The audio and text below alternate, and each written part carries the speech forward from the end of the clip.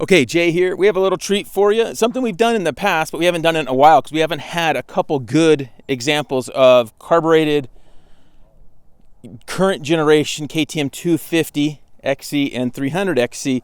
And what we have here is Rado's high hour, but recently rebuilt top end 300 XC that he got a good deal on, a great deal actually, and running really well. It has the KTM carb on there. And then we have this 250 XC, good buddy of mine got for a decent deal, especially during these times of hard to find bikes. 250 XC has the stock Mikuni with JD Jetting modified carburetor. So we're going to kind of talk about these. I get a lot of guys write me about both these bikes. So I'm going to put a little bit of time on both of these again and try to be objective on both bikes. And Rado's going to do the same, and we're going to report back. Both these bikes kind of have the same type of mods, other than the carburetors. They both have the head cut, head done, and then all the protection pieces are all the same. Hand guards, pipe guards, that kind of stuff, all pretty much the same. And as you can see, they both look amazing with our Decal Works graphics. Moto seat kind of look really good. Rado's already got like 10 or 12 hours on his since we modified it, right? Yeah. And so, needless to say, it's already been crashed a few times. That just goes without saying, right? Yeah, he's like, it just goes without saying. I wrote it, so then that's what happens. So he's already got a little bit of time on there. And so we're going to put some time on these things and report back. Hey guys, yes, as Jay said, I already have some time on this bike, and it's been ridden, so it got a couple scratches, no big deal, right? So, hey, this would be a first time actually for me to ride this new generation 250 XC, and then I have this 300, so it will be cool to compare these two, I kind of read a lot about how these bikes are different, and I cannot wait to jump on them and really see that in the real life on the trails that I usually ride, and I know pretty well. So let's go riding.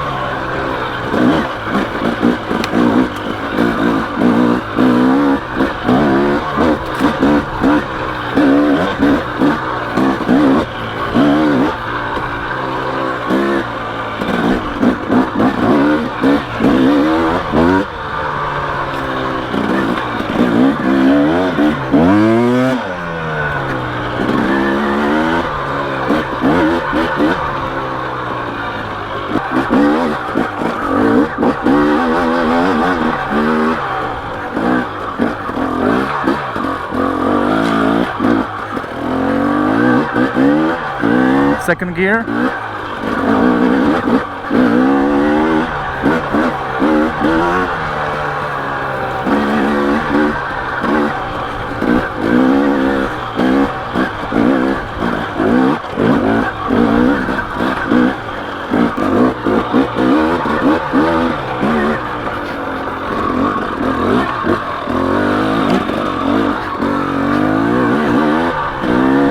Second gear.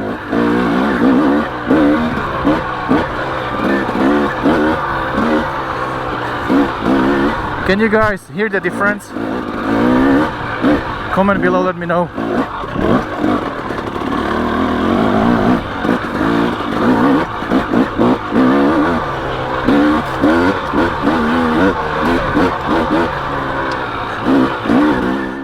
Okay, so I just got done riding both bikes and on some tight trails in Kuya, and it is about 412 degrees, right, Rado? Something like that, yeah. But it was really fun. So I learned a few things. So first thing, let's talk about this 250. The first thing I'll say is a couple of things that surprised me. So we'll go. What surprised me is I forgot how good we got the Mikuni carburetors to work. So with the JD Jet kit and the slide mod we do, which I'll try to put a link to that slide mod video in this description of the video. Remind me to do that, Rado. We'll put a description, a link to that. But with that JD jetting, and we're jetted for a little bit higher than, I always jet it for a little bit higher elevation than what they kind of say. And this one is going to Utah, so it's jetted for 7,000 feet. And we're only at about 3,500 right now, right? 4. And man, it's really pretty good. It's got good snap with this carburetor on here. The block jet does go out in these carburetors, so that's something you'd want to look at long term if you're going to keep this carburetor on here. I will say, so for a lot of guys, if you can't afford or don't want to spend the money on a KTM or Electron, I don't think it's a terrible thing to be with this Mikuni carburetor. And both these bikes are better than a TPI, in my opinion, any day. So finding good bikes is just amazing. Carbureted, 17 and up, these bikes are really good. The next thing that surprised me is how good the power is on tight trails.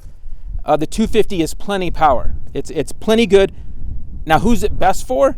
And I think it's, would you choose a 250 over a 300? I'll get to that in just a minute. So let's go back. Now, what surprised me about this bike? This is Rado's bike with 260 hours on it now. It has a good 10 hours on the new top end. What surprised me about this bike the most was that it has 260 hours and feels amazing. It feels as good as my 19. I have a 2019 with only about 50 or 60, not even 50 hours. I think it's 40 or 50 hours, somewhere in there. Very clean, 2019, and this thing feels as good as that. It feels really good. It has the KTM on here. So that's the first thing that surprises me about this bike. And I just love how good the power is. And you got some footage of Rado riding these things around, and you can see both bikes can do everything kind of equally. So what's the difference? Which one do you like better? At the end of the day, I still like the 300 better. Even if the carburetors were the same, I still like the 300 type power better. I know there's some guys that say the 250 is better. I don't know who it's better for. Now, what I will say is if you come across a good deal on a 250 carbureted one, and we're not talking TPI bikes, okay? If you come across a good deal on a 250, don't be scared of it. It's just fine. So if you come across a good deal, that's who it's best for. And then guys will go, well, maybe it's better for a smaller kid or a girl.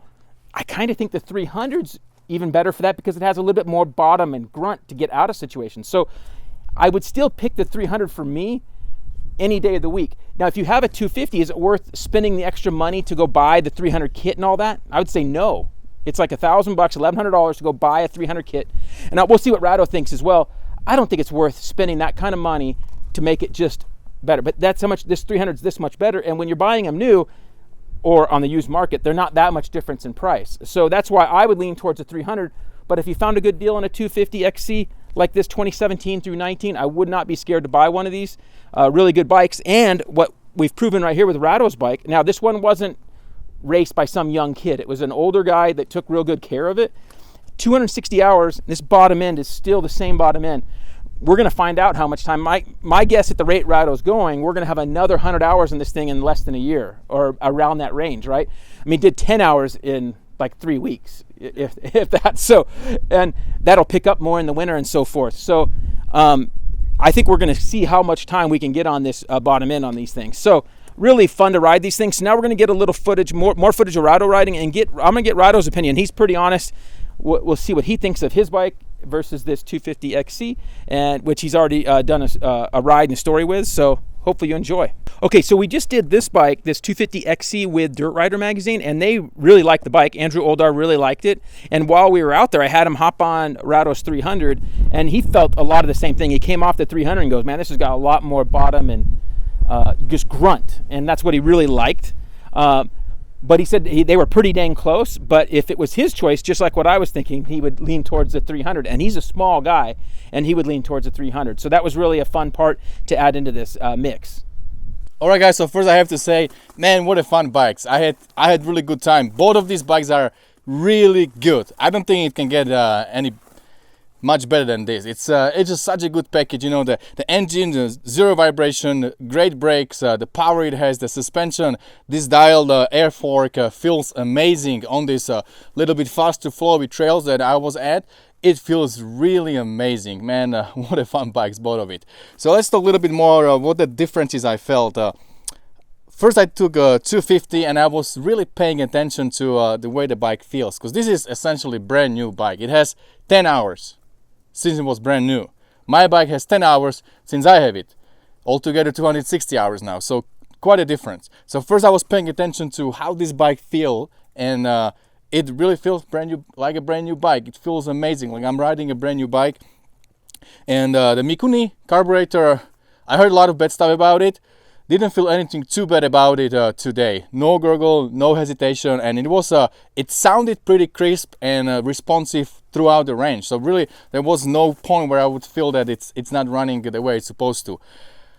But then compared to 300, it just didn't have that punch as much as 300 off the bottom. So you can definitely feel you are missing 50 cc's on this bike. But what I felt was different. I think this one is a little bit smoother. Like riding it, I was really paying attention to the vibration and just overall how I felt on the bike. And I think this one was a little smoother. It just I could imagine riding this thing for 8 hours and not get really tired a lot. So definitely a great bike, very smooth, and the power, it kind of kicks in that mid-range, when you come on a pipe. So the bottom is decent, not amazing, but decent, and then the kicks in right there in the mid-range, and it just pulls, and it's really a fun bike. It's fun to ride it. That's what I would say. It's really a fun bike.